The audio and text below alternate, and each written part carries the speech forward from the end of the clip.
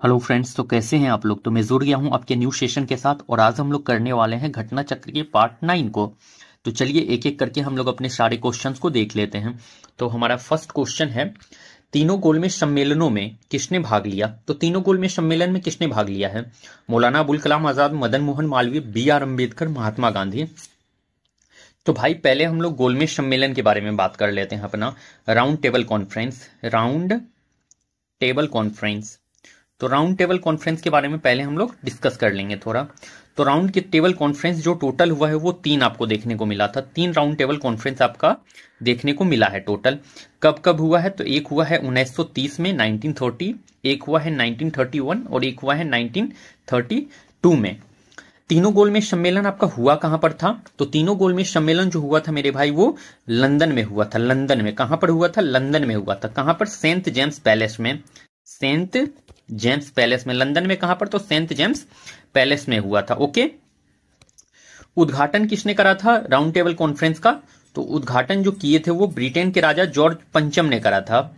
Britain के राजा George पंचम। Britain के राजा थे जॉर्ज पंचम। ब्रिटेन के राजा जॉर्ज पंचम जो है राउंड टेबल कॉन्फ्रेंस का उद्घाटन किए थे। जॉर्ज पंचम। जॉर्ज पंचम ने राउंड टेबल कॉन्फ्रेंस का उद्घाटन करा। ओके। बैठक का अध्यक्षता किसने करा था? राउंड टेबल कॉन्फ्रेंस में जो बैठक हुआ था उसकी अध्यक्षता किसने करा था? तो उसका जो अध्यक्षता किए थे आपके ब्रिटेन के पीएम रेमजे मैकडोनाल्ड ने करा था। Britain PM Ramsay MacDonald. Ramsay MacDonald. तो आपसे ये पूछ सकता है कि राउंड टेबल कॉन्फ्रेंस का अध्यक्षता किसने करा? तो ब्रिटेन के पीएम रेमजे मैकडोनाल्ड ने इसका अध्यक्षता करा था। ठीक है, मैकडोनाल्ड। ओके। अच्छा, अब आपसे यह भी पूछ सकता है ना कि वो कौन सा गोलमेज सम्मेलन था जिसमें कांग्रेस ने भाग लिया। तो मेरे भाई वो आपका जो है दूसरा गोलमेज सम्मेलन था। सेकेंड गोलमेज सम्मेलन था। सेकेंड गोलमेज सम्मेलन जिसमें कांग्रेस ने भाग लिया था। सेकेंड राउंड टेबल कॉन्फ्रेंस जिसमें कांग्रेस के तरफ से गांधी जी गए थे। तरफ से गांधी जी ने भाग लिया। गांधी जी ने भाग लिया। तो आपसे ये क्वेश्चन पूछ सकता है कि वो कौन सा गोलमेज सम्मेलन था जिसमें कांग्रेस ने भाग लिया। तो देखिए आपका दूसरा सेकेंड राउंड टेबल कॉन्फ्रेंस था जिसमें कि कांग्रेस ने भाग लिया था। और कांग्रेस ने किसने भाग लिया था? तो कांग्रेस की तरफ से गांधी जी ने भाग लिया था। पहला और तीसरा में जो है कांग्रेस भाग नहीं लिया है। पहला और तीसरा जो राउंड टेबल कॉन्फ्रेंस हुआ था उसमें कांग्रेस भाग नहीं लिया था, बट जो सेकेंड राउंड टेबल कॉन्फ्रेंस हुआ था उसमें कांग्रेस की तरफ से गांधी जी गए थे। ओके। और गए थे तो वो किस जहाज से गए थे, ये भी क्वेश्चन आता है। गए थे तो किस जहाज से गए थे? लंदन। तो लंदन जो गए थे भाई वो SS राजपूताना जहाज से गए थे। लंदन गए SS राजपूताना जहाज से। राजपूताना। ये क्वेश्चन पूछता है कि लंदन जो गए थे गांधी जी गोलमेज सम्मेलन में तो किस जहाज से गए थे? तो SS राजपूताना जहाज से गए थे। और वापस जो आए थे तो किससे आए थे? वापस आए तो बेसिंटियाना जहाज से। वापस आए जो थे वो बेसिंटियाना जहाज से आए थे। वापस बेसिंटियाना जहाज से आए थे। बेसिंटियाना जहाज से वापस आए थे गांधी जी। देखिए जब सेकेंड राउंड टेबल कॉन्फ्रेंस पे महात्मा गांधी भाग लिए थे ना वहां पर लंदन में जाकर के, तो वहां पर BR अम्बेडकर दलित के लिए पृथक निर्वाचन का बात कर दिए। तो इस बात को सुनकर के महात्मा गांधी क्या किया? सेकेंड राउंड टेबल कॉन्फ्रेंस को छोड़कर वहां से भारत वापस आ गए थे। ओके, आपको ये समझ में आ गया होगा। मतलब दूसरा राउंड टेबल कॉन्फ्रेंस में गांधी जी भाग लिए जाके आपका, ठीक है, लंदन में। बट जब वहां पे BR अम्बेडकर जो है दलित के लिए पृथक निर्वाचन का बात कर दिए तो गांधी जी इसी वजह से, गुस्सा की वजह से जो है भारत वापस आ गए राउंड टेबल कॉन्फ्रेंस को बीच में छोड़ के। ओके, आई होप कि आपको समझ में आ गया होगा मैं क्या कहना चाह रहा हूं। और यहां पे आपका क्वेश्चन क्या था? तीनों गोलमेज सम्मेलन में किसने भाग लिया? तो तीनों गोलमेज सम्मेलन में मेरे भाई जो भाग लिए वो BR अम्बेडकर ने भाग लिया है। और साथ में एक और याद रखिएगा आप लोग, तेज बहादुर सप्रू और आपके BR अम्बेडकर थे जो कि तीनों गोलमेज सम्मेलन में भाग लिए थे। तेज बहादुर सप्रू। तो तेज बहादुर सप्रू और आपके BR अम्बेडकर तीनों गोलमेज सम्मेलन में भाग लिए थे। ओके, आई होप कि समझ में आ गया होगा। तो चलिए फिर चलते हैं हम लोग नेक्स्ट क्वेश्चन में। प्रसिद्ध गांधी इरविन समझौता किस वर्ष हुआ था? गांधी इरविन समझौता तो मेरे भाई वो 1929 में हुआ, 1930 में हुआ, 1931 में हुआ, 1942 में हुआ। 67 बीपीएससी प्री री एग्जाम 2022 का क्वेश्चन पूछ रखा है इन्होंने। तो गांधी इरविन जो समझौता हुआ था मेरे भाई, वो गांधी इरविन समझौता जो हुआ था वो 5 मार्च 1931 को देखने को मिला है। 5 मार्च 1931, 5 मार्च 1931 को गांधी इरविन समझौता हुआ। देखिए गांधी इरविन समझौता में मेनली था क्या, देखिए जब कांग्रेस जो था गोलमेज सम्मेलन में भाग नहीं लिया तो ब्रिटेन के जो प्राइम मिनिस्टर थे रेमजे मैकडोनाल्ड, उन्होंने इरविन से कहा कि भारत जाओ और समझौता करो गांधी जी से। ठीक है, जब देखिए हुआ क्या था, कांग्रेस गोलमेज सम्मेलन में राउंड टेबल कॉन्फ्रेंस में भाग नहीं लिया, ठीक है, में भाग नहीं लिया तो ब्रिटेन के पीएम रेमजे मैकडोनाल्ड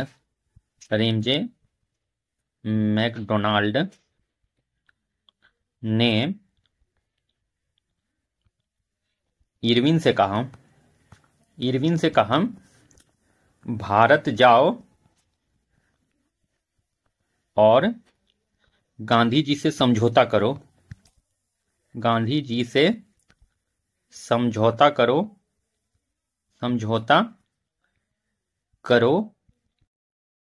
एवं राउंड टेबल कॉन्फ्रेंस में भाग लेने को कहो,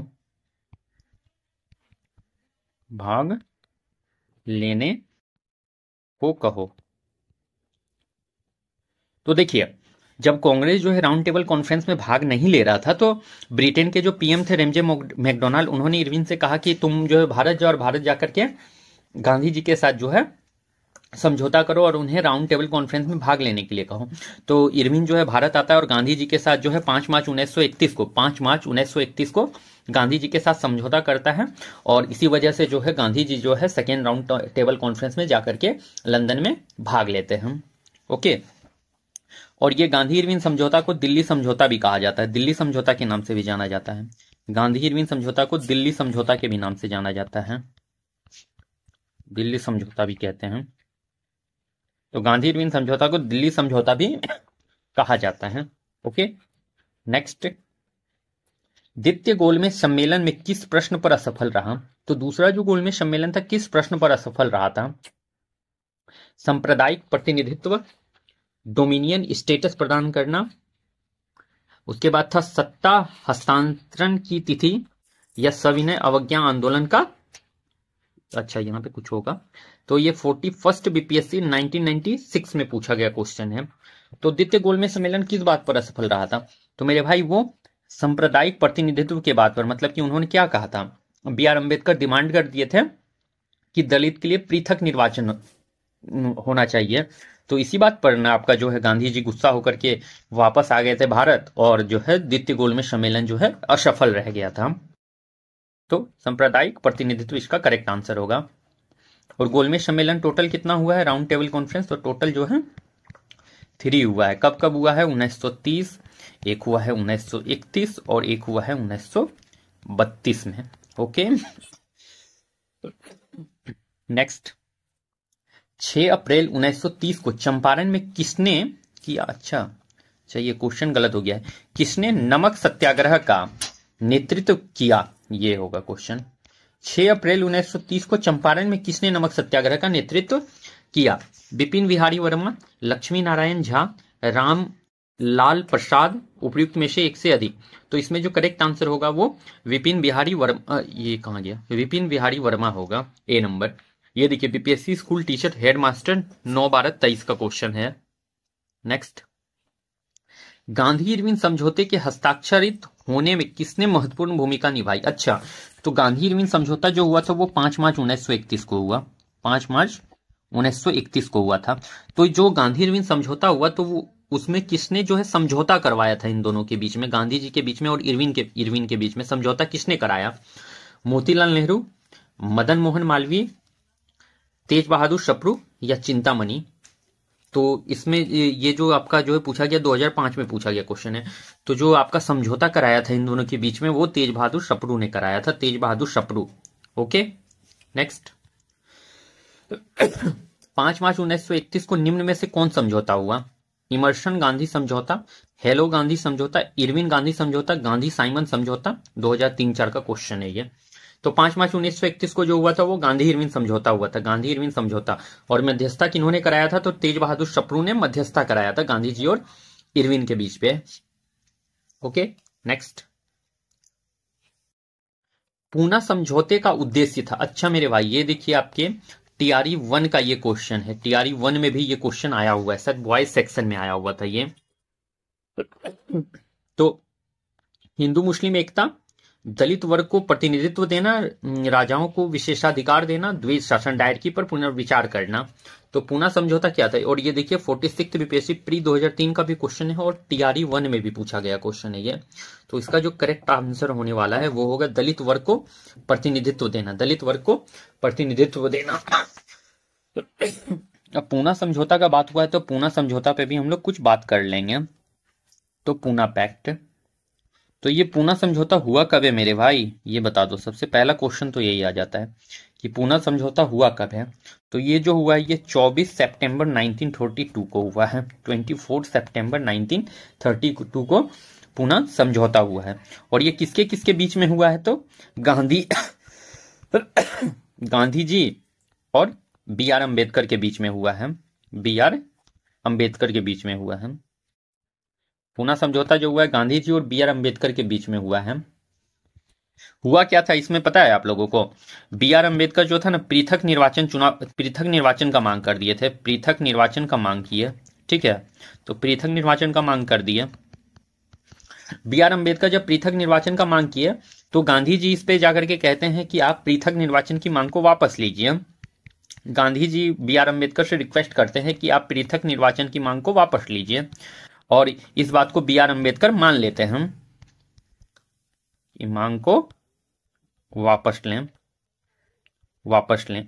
और बी आर अम्बेडकर इस बात को मान जाते हैं। और उसके बाद जो होता है कि आपके प्रांतीय विधानसभा में सीट की संख्या को बढ़ाकर 71 से 147 कर दिया जाता है। प्रांतीय विधानसभा में सीट संख्या बढ़ाकर 71 से 147 किया। ये पूछा जाता है आपसे कि प्रांतीय विधानसभा में सीटों की संख्या बढ़ाकर कितना से कितना किया गया? तो 71 से बढ़ाकर 147 किया गया था। देखिए पूना समझौता एक बार आप लोग फिर से सुन लीजिए। पहली बात तो पूना समझौता जो हुआ था वो 24 सितंबर 1932 को हुआ था। गांधी जी और बी आर अम्बेडकर के बीच में हुआ है। जब बी आर अम्बेडकर जो है पृथक निर्वाचन का मांग कर देते हैं, ठीक है, तो उस टाइम गांधी जी कहते हैं कि आप पृथक निर्वाचन की मांग को वापस ले लीजिए और हम लोग जो है प्रांतीय विधानसभा में सीट की संख्या बढ़ाकर 171 से 147 कर देंगे। तो इस बात पर जो है बी आर अम्बेडकर जो है पृथक निर्वाचन की मांग को वापस ले लेते हैं। यही आपके पूना समझौता में हुआ था। आई होप आपको मेरा बात सारा समझ में आ गया होगा। तो चलिए फिर नेक्स्ट क्वेश्चन की तरफ। बेगूसराय के चौकीदारों के विरुद्ध आंदोलन एक हिस्सा था। तो बेगूसराय के चौकीदारों के विरुद्ध एक आंदोलन किसका हिस्सा था? बताइए आप लोग, किसका हिस्सा था? असहयोग आंदोलन का, सविनय अवज्ञा आंदोलन का, भारत छोड़ो आंदोलन का, या खिलाफत आंदोलन का? 42nd बीपीएससी 1997-98 में। और ये शायद टीआरई में क्वेश्चन पूछा गया है, कंफर्म नहीं हूं बट शायद पूछा गया था। तो ये जो आपका था ये सविनय अवज्ञा आंदोलन का था। Okay, next. स्वराज दल की स्थापना बिहार में किसने की थी? बंकिम चंद्र मित्र, अच्छा चटर्जी होना चाहिए भाई यहाँ पे, चटर्जी। तो बंकिम चंद्र चटर्जी, कृष्ण सिंह, श्री कृष्ण सिंह, अच्छा, रामलाल साह, उपयुक्त में से एक से अधिक। 68 बीपीएससी प्री 2023 का क्वेश्चन है। तो स्वराज दल का जो स्थापना करे हैं बिहार में, तो बिहार में स्वराज दल का स्थापना जो किए हैं श्री कृष्ण सिंह ने करा है, श्री कृष्ण सिंह। और श्री कृष्ण सिंह जो थे वो आपके बिहार के फर्स्ट सीएम थे, बिहार फर्स्ट सीएम। और ये बिहार केसरी के भी नाम से जाने जाते हैं। बिहार केसरी के नाम से कौन जाना जाता है? तो श्री कृष्ण सिंह जाने जाते हैं। एंड जो है व्यक्तिगत सत्याग्रह के पहले सत्याग्रही बिहार से,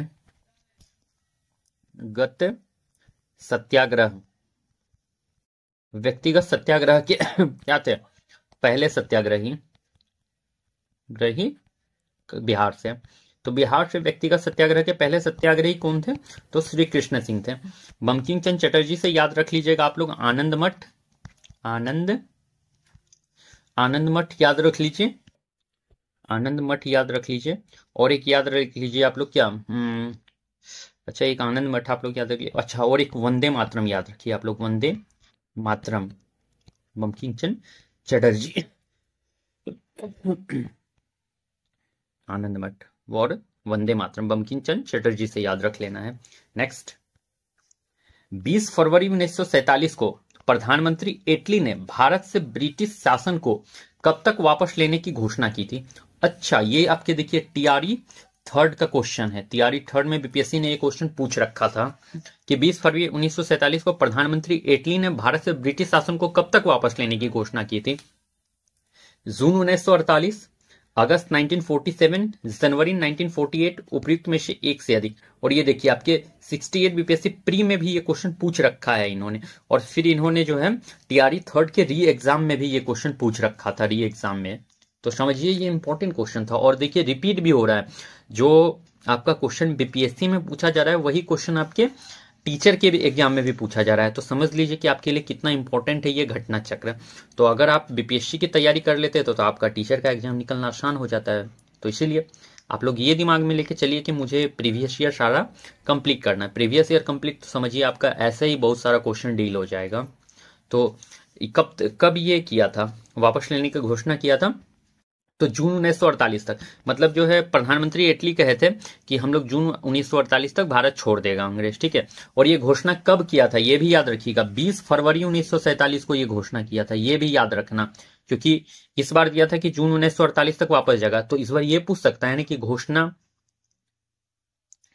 20 फरवरी 1947 को घोषणा किया था तो कब किया था ये घोषणा? तो 20 फरवरी 1947 को ये बात कहा था उन्होंने कि जून 1948 तक जो है ब्रिटिश जो है भारत छोड़ देगा। तो ये क्वेश्चन इस बार पूछा है, तो हो सकता है ये क्वेश्चन इस बार पूछ ले, तो दोनों याद रख लीजिएगा आप लोग। नेक्स्ट, ऑल इंडिया हरिजन संघ की स्थापना 1932 में किसके द्वारा की गई थी? अच्छा पहली बात तो याद रख लो मेरे भाई कि ऑल इंडिया हरिजन संघ की स्थापना कब हुई है? तो 1932 में हुई है, ठीक है। किसके द्वारा की गई है? Doctor B R Ambedkar, Jagjivan Ram, Mahatma Gandhi, उपयुक्त में से एक से अधिक। तो वो क्या गया है आपसे? महात्मा गांधी के द्वारा। ऑल इंडिया हरिजन संघ, जहां भी आपको हरिजन शब्द देखने को मिल जाए बिना सोचे समझे महात्मा गांधी लगा दीजिएगा, हमेशा आपका करेक्ट आंसर होगा। जहां भी हरिजन शब्द देखने को मिले, महात्मा गांधी देखने को मिल जाए तो महात्मा गांधी लगा दीजिएगा, आपका हमेशा जो है हमेशा आंसर करेक्ट होने वाला है। ओके, तो इसको दिमाग में रख के चलेंगे, हरिजन दिखेगा महात्मा गांधी लगा के आना है आपको, आंसर सही होगा किसी भी हाल में। तो हरिजन संघ, ऑल इंडिया हरिजन संघ की स्थापना कब? 1932 में, डेट भी याद रखते हुए चलना है।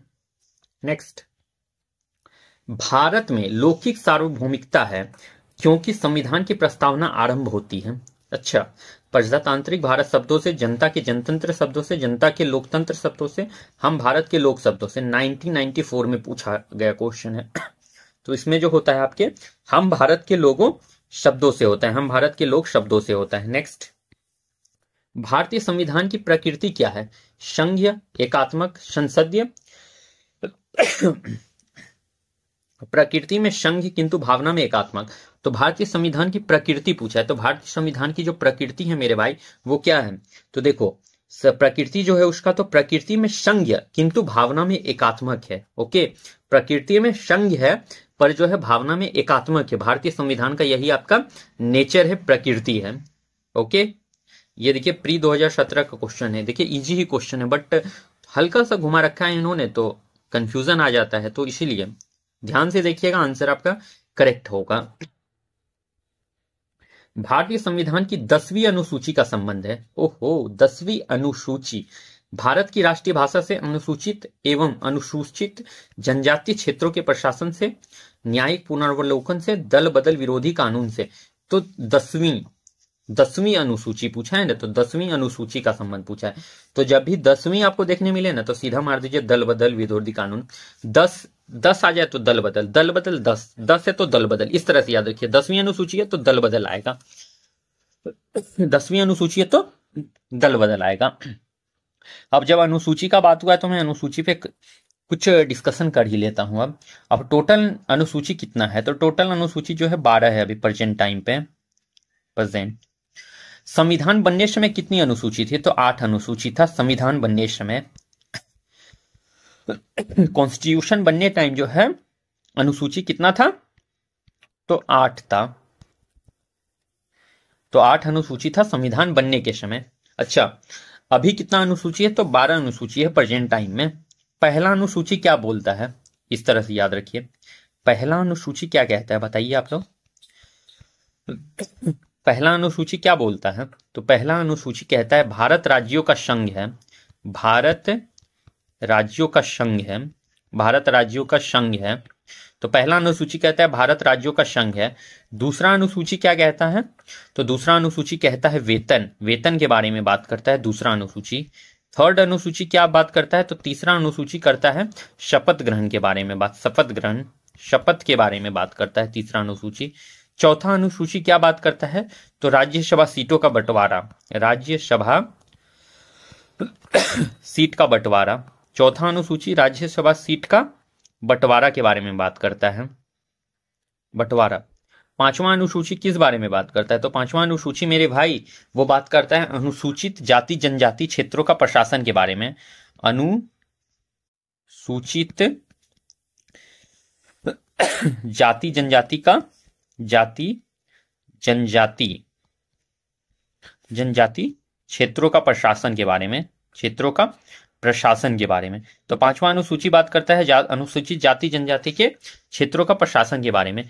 छठा अनुसूची क्या बात करता है, तो वो असम त्रिपुरा मेघालय मिजोरम का विशेष प्रावधान के बारे में बात करता है। असम त्रिपुरा मेघालय मिजोरम, मेघालय मिजोरम का जो है विशेष प्रावधान के बारे में बात करता है। अगर आपसे पूछ लें, यहाँ पे मैं बता देता हूँ सातवां अनुसूची, कहाँ पर बता दूं यार, ये देखो यहाँ पे मैं बता देता हूँ। अगर आपसे पूछ ले सातवीं अनुसूची, तो सातवीं अनुसूची आप लोग याद रख लीजिएगा। सातवीं अनुसूची सूची से रिलेटेड है, संघ सूची, राज्य सूची और समवर्ती सूची। तो सातवीं अनुसूची जो है वो सूची से रिलेटेड है। और सूची कितना टाइप का होता है, तो 3 टाइप का, संघ सूची, राज्य सूची, समवर्ती सूची। आठवां अनुसूची किस बारे में बात करता है, तो आठवां अनुसूची भाषा के बारे में बात करता है। नौवां अनुसूची बात करता है आपके भूमि सुधार के बारे में, भूमि सुधार। नौवां अनुसूची भूमि सुधार। स्पेस नहीं था इसलिए मैं क्लियर नहीं लिख पा रहा हूं, बट आप लोग समझ लेंगे और अपने कॉपी में नोट इसका बना लेंगे। 9वीं अनुसूची भूमि सुधार। 10 है दल बदल। 11 अनुसूची क्या है, तो 11वीं अनुसूची यहां मैं बता देता हूं। 11वीं अनुसूची जो है आपका पंचायती राज के बारे में बात करता है, पंचायती राज। 11वीं अनुसूची पंचायती राज।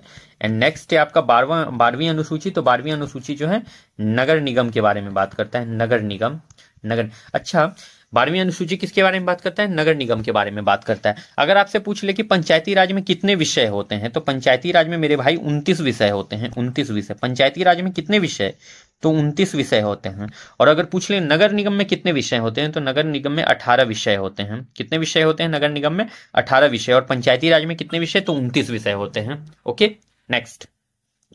भूमि सुधार डायस के विषयों के अंतर्गत है संघ सूची, समवर्ती सूची, राज्य सूची, इनमें से कोई नहीं। तो पूछा है इस भूमि सुधार किस विषय के अंतर्गत में आता है, तो वो जो आता है आपका राज्य सूची के अंतर्गत में आता है भूमि सुधार। नेक्स्ट।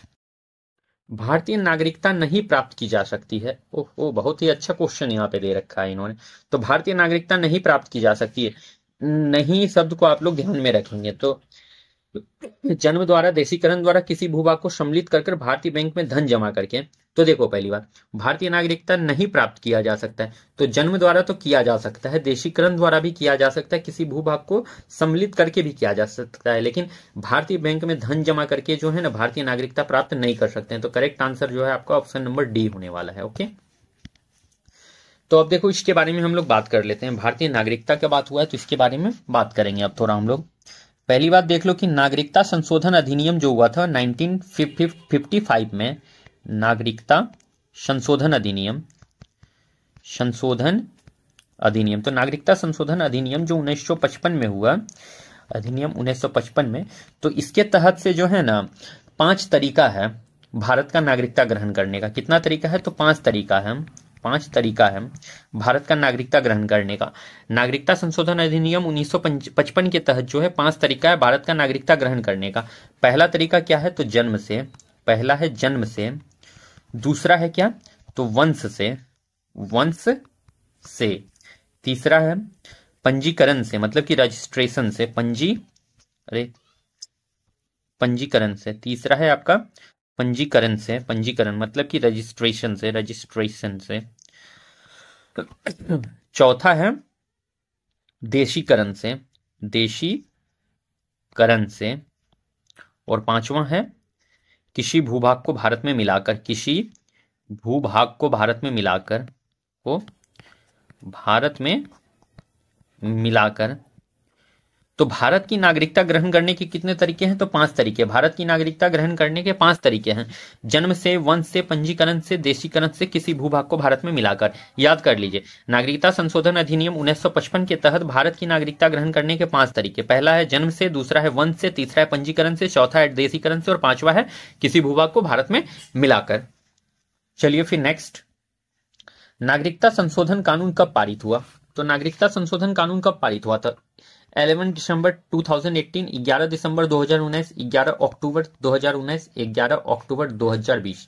66 बीपीएससी प्री 2020 में इन्होंने क्वेश्चन पूछ रखा है ये वाला। तो ये जो इसका जो करेक्ट आंसर होने वाला है वो 11 दिसंबर 2019 होने वाला है, 11 दिसंबर 2019। नेक्स्ट, निम्नलिखित में से किसको संविधान द्वारा मौलिक अधिकारों को लागू करने की शक्ति दी गई है।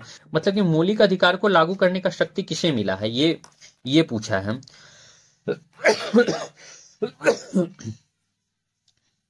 भारत के सभी न्यायालयों को, संसद को, राष्ट्रपति को, सर्वोच्च न्यायालय एवं उच्च न्यायालय को।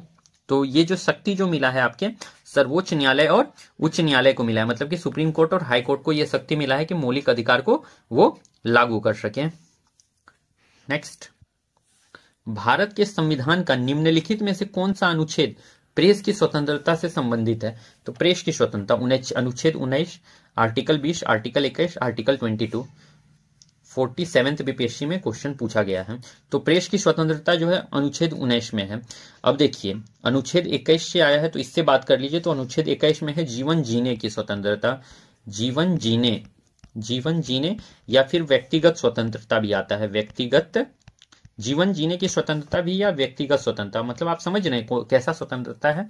तो इसमें आपका पर्सनल स्वतंत्रता है, शादी कीजिए, विवाह कीजिए, खाना खाइए, पानी पीजिए, प्रेम विवाह कीजिए, कुछ भी कीजिए आप, वो आपका पर्सनल लाइफ से रिलेटेड है। मतलब कि जीवन जीने का स्वतंत्रता है, आपका पर्सनल स्वतंत्रता है। तो कुछ भी आप कीजिए वो आपके अनुच्छेद 21 में आता है। खाना खाना है, पानी पीना है, शादी करना है, लव मैरिज करना है, अरेंज मैरिज करना है, जो भी मैरिज करना है वो आपके अनुच्छेद 21 आपको ये राइट देता है कि आप कुछ भी कर सकते हैं, आपको कुछ भी करने की स्वतंत्रता है। मतलब जीवन जीने की स्वतंत्रता आपका व्यक्तिगत स्वतंत्रता से वो रिलेटेड है, उसमें कोई भी इंटरफेयर नहीं कर सकता है। ओके, नेक्स्ट है हमारा अनुच्छेद 22। तो यह है गिरफ्तारी के विरुद्ध संरक्षण, गिरफ्तारी के विरुद्ध संरक्षण, गिरफ्तारी के विरुद्ध संरक्षण। अनुच्छेद 22 है आपकी गिरफ्तारी के विरुद्ध संरक्षण। आर्टिकल 24 भी याद रख लीजिए आप लोग। आर्टिकल 24 क्या है, तो बाल श्रम, मतलब कि जो बच्चों को जो कराते हैं ना, काम करा लेते हैं, तो बाल श्रम जो है वो क्या है, निषेध है। बाल श्रम निषेध मतलब कि आप बच्चों से काम नहीं करा सकते हैं। तो बाल श्रम जो है वर्जित है, मना है, बच्चों से आप काम नहीं करा सकते हैं कहीं भी। आर्टिकल 24 के अकॉर्डिंग ये कहा